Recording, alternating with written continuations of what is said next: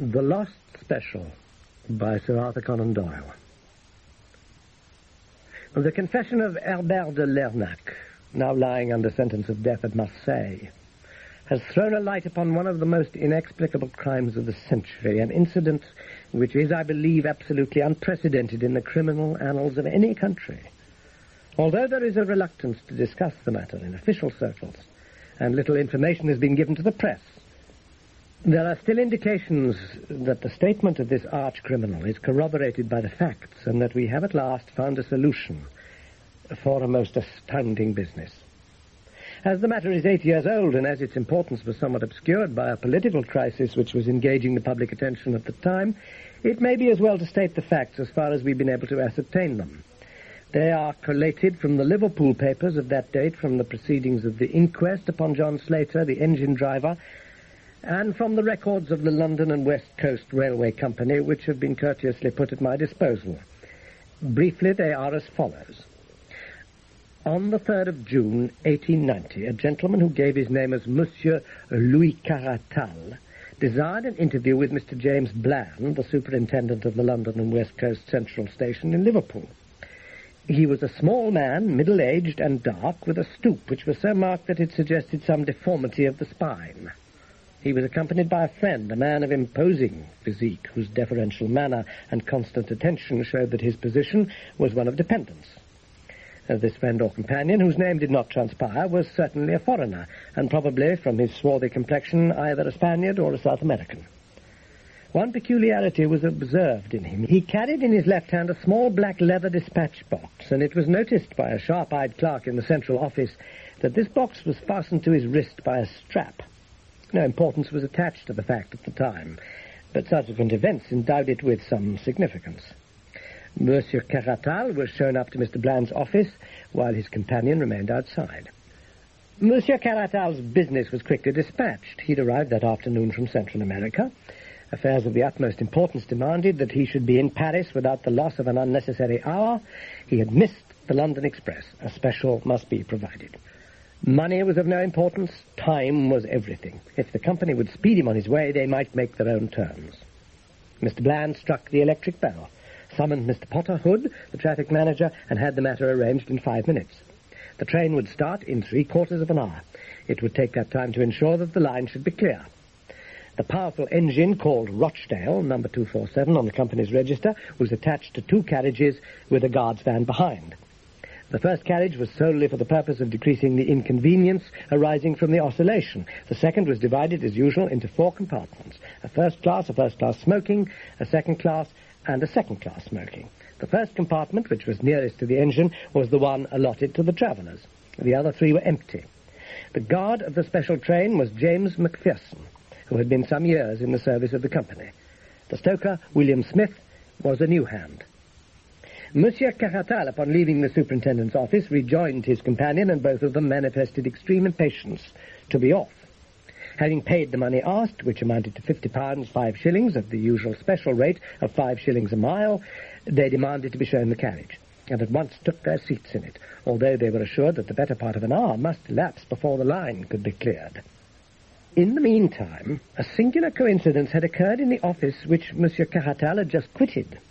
A request for a special is not a very uncommon circumstance in a rich commercial centre, but that 2 should be required upon the same afternoon was most unusual.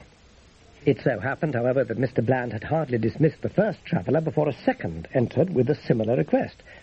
This was a Mr. Horace Moore, a gentlemanly man of military appearance, who alleged that the sudden serious illness of his wife in London made it absolutely imperative that he should not lose an instant in starting upon the journey.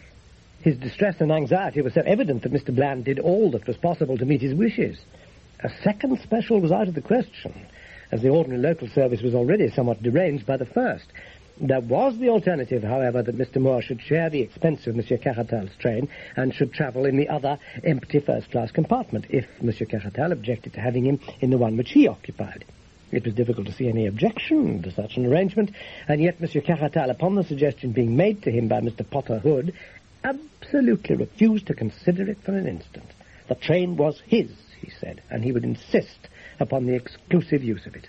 All argument failed to overcome his ungracious objections, and finally the plan had to be abandoned. Mr. Horace Moore left the station in great distress after learning that his only course was to take the ordinary slow train which leaves Liverpool at 6 o'clock. At 4:31 exactly by the station clock, the special train containing the crippled Monsieur Caratal and his gigantic companion steamed out of the Liverpool station. The line was at the time clear, and there should have been no stoppage before Manchester. The trains of the London and West Coast Railway run over the lines of another company as far as this town, which should have been reached by the special rather before 6 o'clock. At 6:15, considerable surprise and some consternation were caused amongst the officials at Liverpool by the receipt of a telegram from Manchester to say that it had not yet arrived. An inquiry directed to St. Helens, which is a third of the way between the two cities, elicited the following reply. To James Bland, Superintendent, Central L&WC, Liverpool. Special passed here at 4:52, well up to time. Dowser, St. Helens. This telegram was received at 6:40. At 6:50, a second message was received from Manchester. No sign of special, as advised by you. And then 10 minutes later, a third, more bewildering. Presume some mistake as to proposed running of special. Local train from St. Helens, time to follow it, has just arrived and has seen nothing of it. Kindly wire advices, Manchester. The matter was assuming a most amazing aspect. Although in some respects the last telegram was a relief to the authorities at Liverpool, if an accident had occurred to the special, it seemed hardly possible that the local train could have passed down the same line without observing it. And yet what was the alternative? Where could the train be? Had it possibly been sidetracked for some reason in order to allow the slower train to go past? Such an explanation was possible if some small repair had to be effected. A telegram was dispatched to each of the stations between St. Helens and Manchester, and the superintendent and traffic manager waited in the utmost suspense at the instrument for the series of replies which would enable them to say for certain what had become of the missing train. The answers came back in the order of questions, which was the order of the stations, beginning at the St. Helens end. Special passed here 5 o'clock, Collins Green. Special passed here 5:06, Earlstown. Special passed here 5:10, Newton. Special passed here 5:20, Kenyon Junction. No special train has passed here, Barton Moss. The two officials stared at each other in amazement.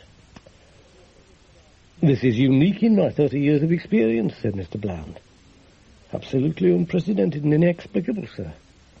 The special has gone wrong between Kenyon Junction and Barton Moss. And yet there's no siding, so far as my memory serves me, between the two stations. The special must have run off the metals. But how could the 4:50 Parliamentary pass over the same line without observing it? There's no alternative, Mr. Hood. It must be so.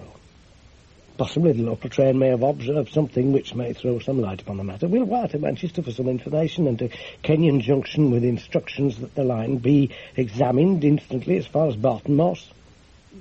The answer from Manchester came within a few minutes. No news of missing special.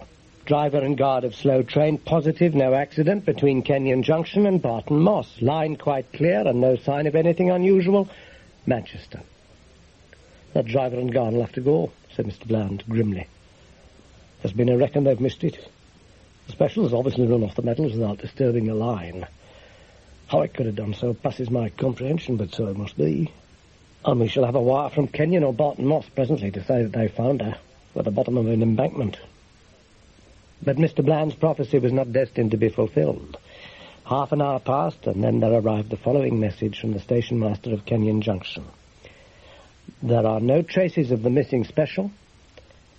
It is quite certain that she passed here and that she did not arrive at Barton Moss. We have detached engine from goods train, and I have myself ridden down the line, but all is clear and there is no sign of any accident." Mr. Bland tore his hair in perplexity. "This is rank lunacy, Hood," he cried. "Does a train vanish into thin air in England in broad daylight? The thing is preposterous. An engine attended 2 carriages, a van, 5 human beings, and all lost on a straight line of railway. Unless we got something positive within the next hour, I'll take Inspector Collins and go down myself." And then at last something positive did occur. It took the shape of another telegram from Kenyon Junction. regret to report that the dead body of John Slater, driver of the special train, has just been found among the gorse bushes at a point 2¼ miles from the junction. Had fallen from his engine, pitched down the embankment and rolled among bushes. Injuries to his head from the fall appear to be cause of death. Ground has now been carefully examined and there is no trace of the missing train. The country was, as has already been stated, in the throes of a political crisis, and the attention of the public was further distracted by the important and sensational developments in Paris, where a huge scandal threatened to destroy the government and to wreck the reputations of many of the leading men in France. The papers were full of these events, and the singular disappearance of the special train attracted less attention than would have been the case in more peaceful times. The grotesque nature of the event helped to detract from its importance, for the papers were disinclined to believe the facts as reported to them. More than one of the London journals treated the matter as an ingenious hoax until the coroner's inquest upon the unfortunate driver, an inquest which elicited nothing of importance, convinced them of the tragedy of the incident. Mr. Bland, accompanied by Inspector Collins, the senior detective officer in the service of the company, went down to Kenyon Junction the same evening, and their research lasted throughout the following day, but was attended with purely negative results. Not only was no trace found of the missing train, but no conjecture could be put forward which could possibly explain the facts. At the same time, Inspector Collins's official report, which lies before me as I write, served to show that the possibilities were more numerous than might have been expected.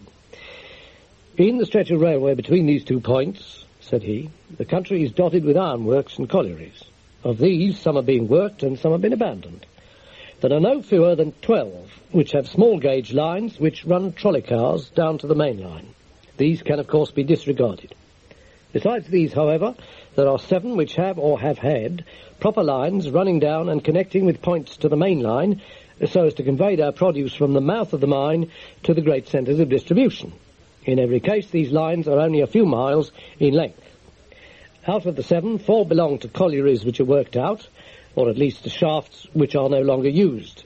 These are the Redgauntlet, Hero, Slough of Despond, and Heartsease mines, the latter having 10 years ago been one of the principal mines in Lancashire.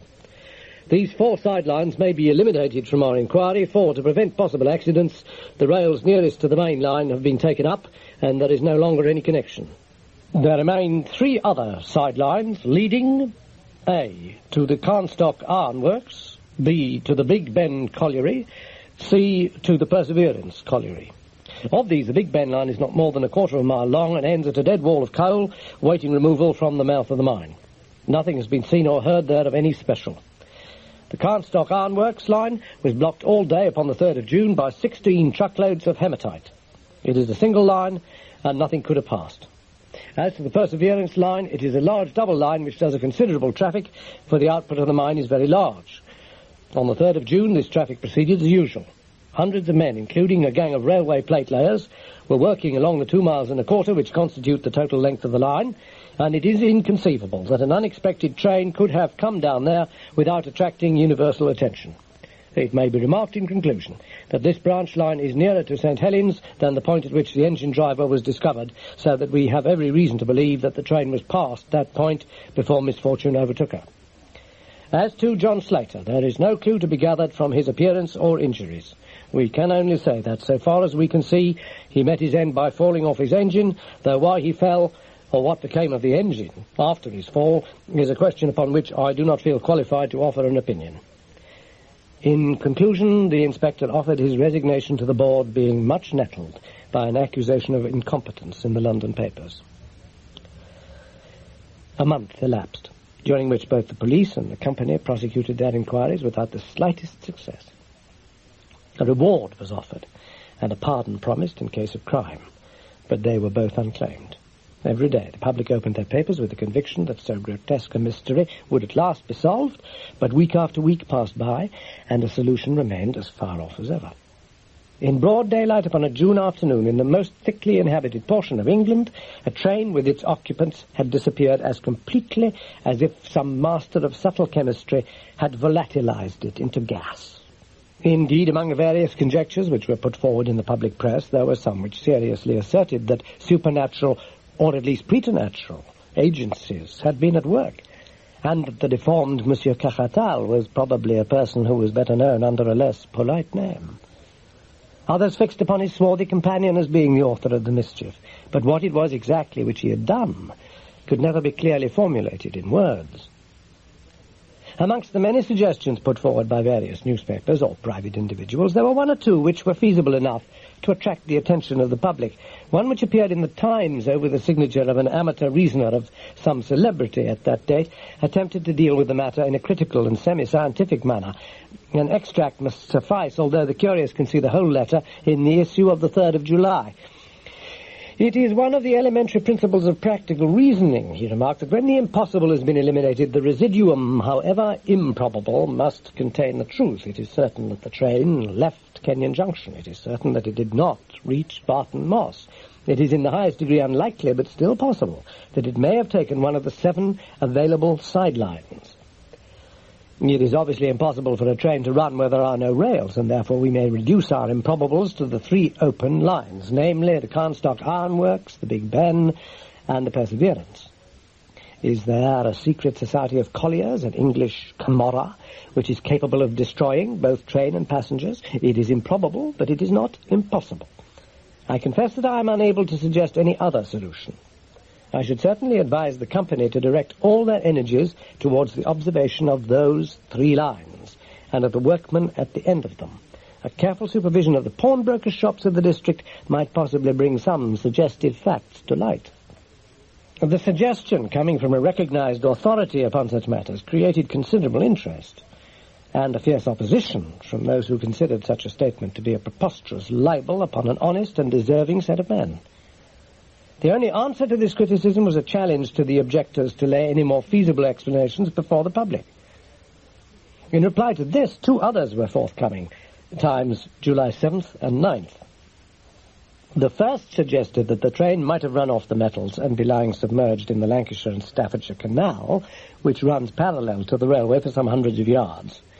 This suggestion was thrown out of court by the published depth of the canal, which was entirely insufficient to conceal so large an object.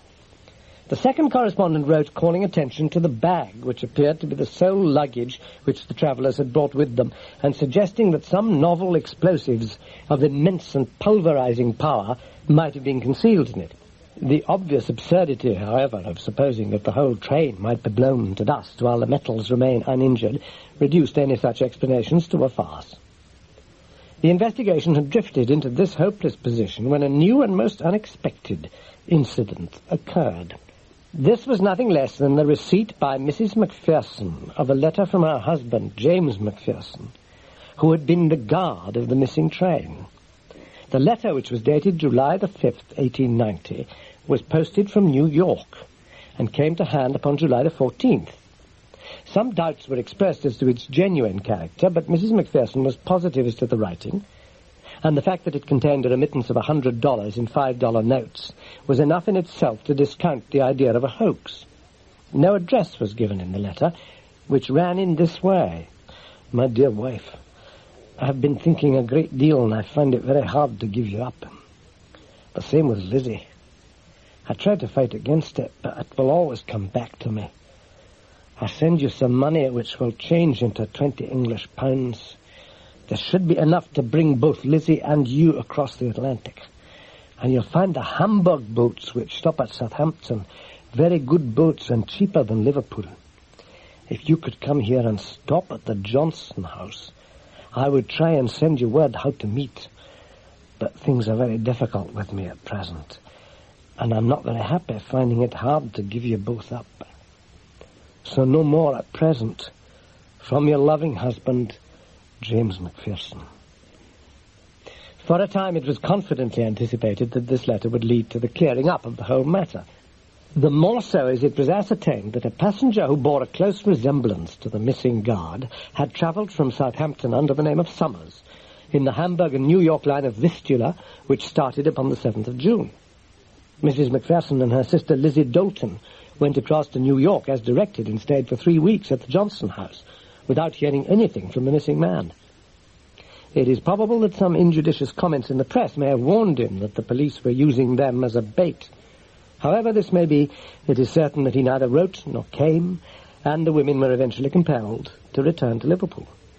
And so the matter stood, and has continued to stand up to the present year of 1898. Incredible as it may seem, nothing has transpired during those 8 years which has shed the least light upon the extraordinary disappearance of the special train which contained Monsieur Caratal and his companion. Careful inquiries into the antecedents of the two travellers have only established the fact that Monsieur Caratal was well known as a financier and political agent in Central America, and that during his voyage to Europe he had betrayed extraordinary anxiety to reach Paris. His companion, whose name was entered upon the passenger list as Eduardo Gomez, was a man whose record was a violent one, and whose reputation was that of a bravo and a bully. There was evidence to show, however, that he was honestly devoted to the interests of Monsieur Caratal, and that the latter, being a man of puny physique, employed the other as a guard and protector. It may be added that no information came from Paris as to what the objects of Monsieur Caratal's hurried journey may have been. This comprises all the facts of the case, up to the publication in the Marseille papers of the recent confession of Herbert de Lernac, now under sentence of death for the murder of a merchant named Bonvalot. This statement may be literally translated as follows. It is not out of mere pride or boasting that I give this information, for if that were my object, I could tell a dozen actions of mine which are quite as splendid. But I do it in order that certain gentlemen in Paris may understand that I, who am able here to tell about the fate of Monsieur Caratal, can also tell in whose interest and at whose request the deed was done, unless the reprieve which I am awaiting comes to me very quickly. Take warning, monsieur, before it is too late. You know Herbert de Lernac, and you are aware that his deeds are as ready as his words. Hasten then, or you are lost. At present, I shall mention no names. If you only heard the names, what would you not think? But I shall merely tell you how cleverly I did it. I was true to my employers then, and no doubt they will be true to me now. I hope so. And until I'm convinced that they have betrayed me, these names which would convulse Europe shall not be divulged. But on that day, well, I say no more. In a word, then, there was a famous trial in Paris in the year 1890 in connection with a monstrous scandal in politics and finance. How monstrous that scandal was can never be known save by such confidential agents as myself. The honor and careers of many of the chief men in France were at stake. You have seen a group of ninepins standing also rigid and prim and unbending. Then there comes the ball from far away, and pop, pop, pop. There are your ninepins on the floor. Well, imagine some of the greatest men in France as these ninepins, and then this Monsieur Caratal was the ball which could be seen coming from far away. If he arrived, then it was pop, pop, pop, pop for all of them. It was determined that he should not arrive. I do not accuse them all of being conscious of what was to happen. There were, as I have said, great financial as well as political interests at stake, and a syndicate was formed to manage the business. Some subscribed to the syndicate who hardly understood what were its objects, but others understood very well, and they can rely upon it that I have not forgotten their names. They had ample warning that Monsieur Caratal was coming long before he left South America, and they knew that the evidence which he held would certainly mean ruin to all of them. This syndicate had the command of an unlimited amount of money, absolutely unlimited, you understand? They looked around for an agent who was capable of wielding this gigantic power. The man chosen must be inventive, resolute, adaptive. A man in a million. They chose Herbert de Lernac, and I admit that they were right. My duties were to choose my subordinates, to use freely the power which money gives, and to make certain that Monsieur Caratal should never arrive in Paris.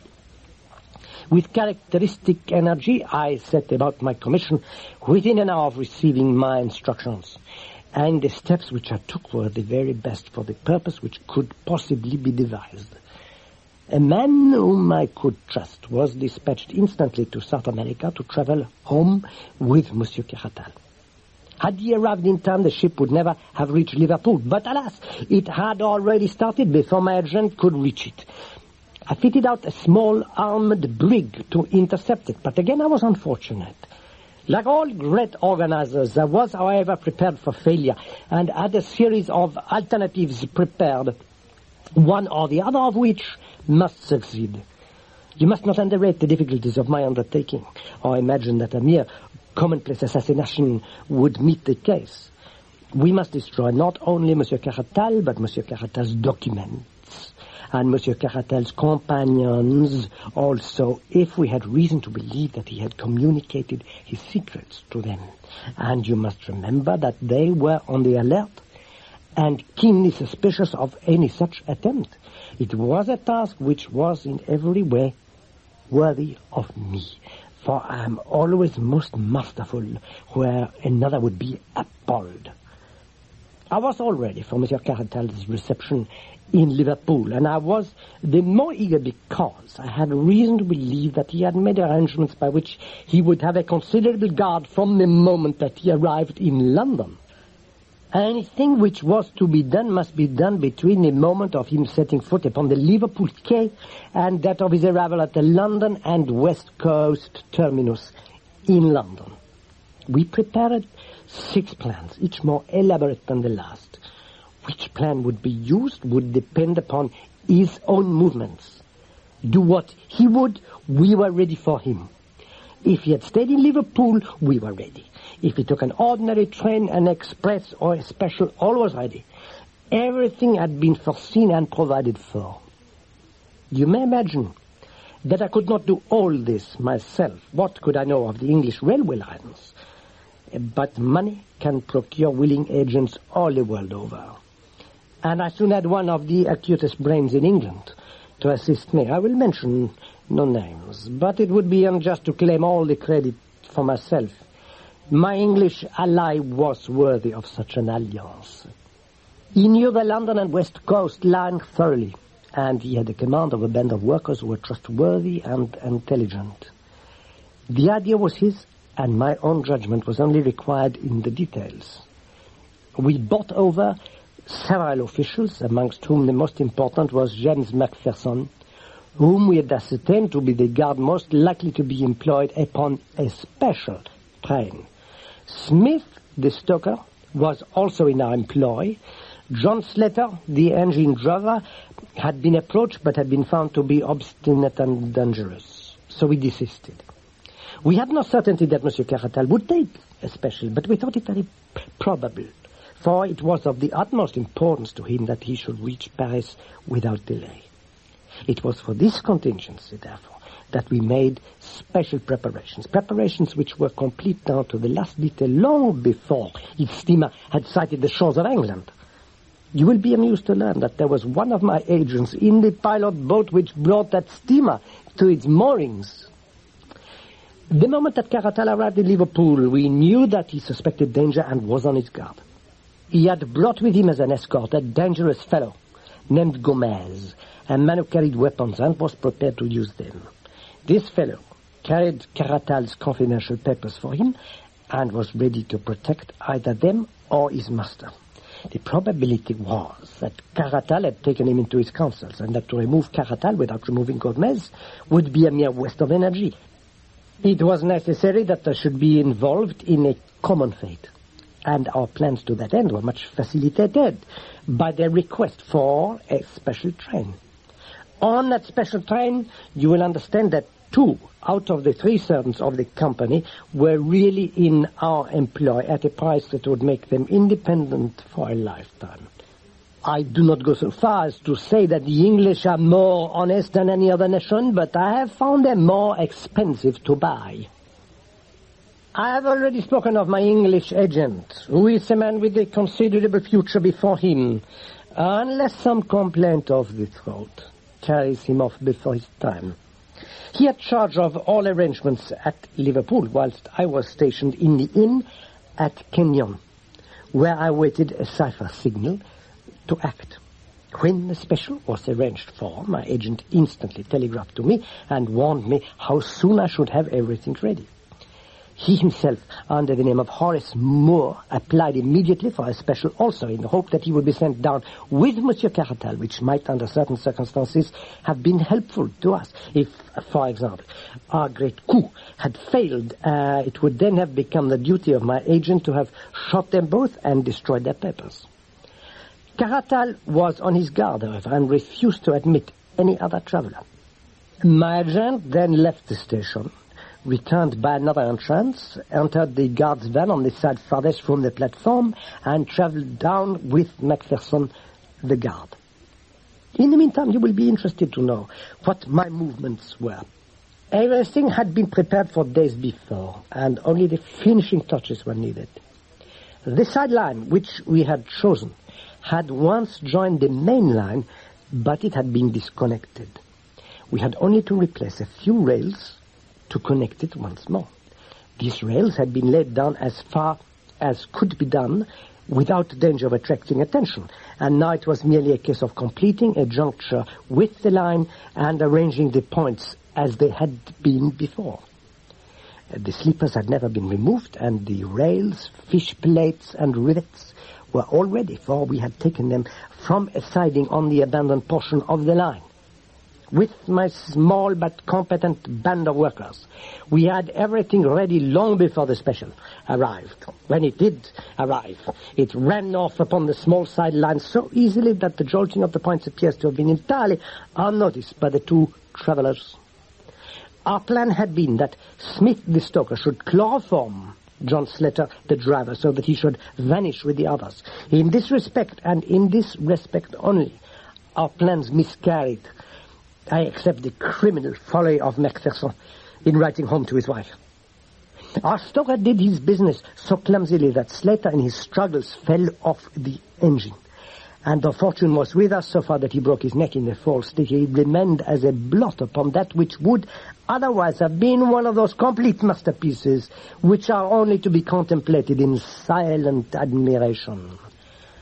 The criminal expert will find in John Slater the one flaw in all our admirable combinations. A man who has had as many triumphs as I can afford to be frank. And I therefore lay my finger upon John Slater, and I proclaim him to be a flaw. But now, I have got our special train upon this small line 2 kilometers, or rather more than 1 mile in length, which leads, or rather used to lead, to the abandoned Heart's Ease mine, once one of the largest coal mines in England. You will ask how it is that no one saw the train upon this unused line. I answer that along its entire length it runs through a deep cutting, and that unless someone had been on the edge of that cutting, he could not have seen it. There was someone on the edge of that cutting. I was there. And now I tell you what I saw. My assistant had remained at the points in order that he might superintend the switching off of the train. He had 4 armed men with him, so that if the train ran off the line, we thought it probable, because the points were very rusty, we might still have resources to fall back upon. Having once seen it safely on the sideline, he handed over the responsibility to me. I was waiting at the point which overlooks the mouth of the mine, and I was also armed, as were my 2 companions. Come what might, you see, I was always ready. The moment that the train was fairly on the sideline, Smith, the stoker, slowed down the engine, and then, having turned it on to the fullest speed again, he and Macpherson, with my English lieutenant, sprang off before it was too late. It may be that it was this slowing down which first attracted the attention of the travelers, but the train was running at full speed again before their heads appeared at the open window. It makes me smile to think how bewildered they must have been. Picture to yourself your own feelings if, on looking out of your luxurious cage, you suddenly perceived that the lines upon which you ran were rusted and corroded, red and yellow with disuse and decay. What a catch must have come in their breaths, as in a second it flashed upon them that it was not Manchester, but death which was waiting for them at the end of that sinister line. But the train was running with frantic speed, rolling and rocking over the rotten line, while the wheels made a frightful screaming sound upon the rusted surface. I was close to them. I could see their faces. Caratal was praying, I think. There was something like a rosary dangling out of his hand. The other roared like a bull who smells the blood of the slaughterhouse. He saw us standing on the bank, and he beckoned to us like a madman. Then he tore at his wrist and threw his dispatch box out of the window in our direction. Of course, his meaning was obvious. Here was the evidence, and they would promise to be silent if their lives were spared. It would have been very agreeable if we could have done so, but business is business. Besides, the train was now as much beyond our control as theirs. He ceased howling when the train rattled round the curve, and they saw the black mouth of the mine yawning before them. We had removed the boards which had covered it, and we had cleared the square entrance. The rails had formerly run very close to the shaft for the convenience of loading the coal, and we had only to add 2 or 3 lengths of rail in order to lead to the very brink of the shaft. In fact, as the lengths would not quite fit, our line projected about 3 feet over the edge. We saw the 2 heads at the window, Caratal below, Gomez above. But they had both been struck silent by what they saw. And yet they could not withdraw their heads. The sight seemed to have paralyzed them. I had wondered how the train, running at a great speed, would take the pit into which I had guided it, and I was much interested in watching it. One of my colleagues thought that it would actually jump it, and indeed it was not very far from doing so. Fortunately, however, it fell short, and the buffers of the engine struck the other lip of the shaft with a tremendous crash. The funnel flew off into the air. The tender, carriages, and van were all smashed up into one jumble, which with the remains of the engine choked for a moment or so the mouth of the pit. Then something gave way in the middle, and the whole mass of green iron, smoking coals, brass fittings, wheels, woodwork, and cushions all crumbled together and crashed down into the mine. We heard the rattle, rattle, rattle as the debris struck against the walls. And then, quite a long time afterwards, there came a deep roar as the remains of the train struck the bottom. The boiler must have burst, for a sharp crash came after the roar. And then a dense cloud of steam and smoke swirled up out of the black depths, falling in a spray as thick as rain all round us. And then the vapor shredded off into thin wisps which floated away in the summer sunshine. And all was quiet again in the Heart's Ease mine. And now, having carried out our plans so successfully, it only remained to leave no trace behind us. Our little band of workers at the other end had already ripped up the rails and disconnected the sideline, replacing everything as it had been before. We were equally busy at the mine. The funnel and other fragments were thrown in. The shaft was planked over as it used to be, and the lines which led to it were torn up and taken away. Then, without flurry but without delay, we all made our way out of the country. Most of us to Paris. My English colleague to Manchester, and Macpherson to Southampton, whence he emigrated to America. Let the English papers of that day tell you how thoroughly we had done our work and how completely we had thrown the cleverest of their detectives off our track. You will remember that Gomez threw his bag of papers out of the window, and I did not say that I secured that bag and brought them to my employers. It may interest my employers now, however, to learn that out of that bag I took 1 or 2 little papers as a souvenir of the occasion. I have no wish to publish those papers, but still it is every man for himself in this world, and what else can I do if my friends will not come to my aid when I want them? Messieurs, you may believe that Herbert de Lernac is quite as formidable when he is against you as when he is with you, and that he is not a man to go to the guillotine. until he has seen that every one of you is en route for New Caledonia. For your own sake, if not for mine, make haste, Monsieur de... and General... and Baron. You can fill up the blanks for yourselves as you read this. I promise you that in the next edition there will be no blanks to fill. Postscriptum. As I look over my statement, there is only one omission which I can see. It concerns the unfortunate man Macpherson, who was foolish enough to write to his wife and to make an appointment with her in New York. It can be imagined that when interests like ours were at stake, we could not leave them to the chance of whether a man in a class of life would or would not give away his secrets to a woman. Having once broken his oath by writing to his wife, we could not trust him anymore. We took steps, therefore, to ensure that he should not see his wife. I have sometimes thought that it would be a kindness to write to her and to assure her that there is no impediment to her marrying again.